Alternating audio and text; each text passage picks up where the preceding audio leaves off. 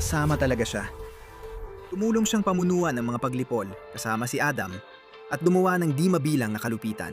Ang pinakamasamang nakita namin ay nantanggalin niya ang isang mata ng kapwa niya, mandirigma na si Vagi, dahil sa pagliligtas nito sa isang bata sa impyerno. Malamang makita pa natin gumawa siya ng mas malala, dahil kahit pinatigil na ni Sarah at ng tagapagsalita ng Diyos ang mga paglipol, balak pa ring maglunsad ni Luke ng digmaan laban sa impyerno. Kahit siya na mismo ang kumilos. Direktang nagre-rebelde si Lut laban sa Diyos, kaya hinatulan siyang mamuhay bilang nahulog na anghel. Nabigyan siya ng pagkakataong pumili ng tama, pero tinanggihan niya ito. Mas pinili niya manatiling tapat kay Adam na tiwali kaysa sundin ng Diyos, mga arkanghel, at sa kaligtasan ng kanyang mga tao.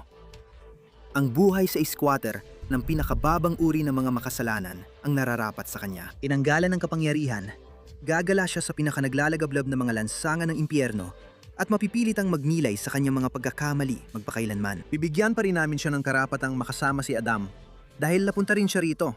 Pero pag-uusapan natin yan mamaya.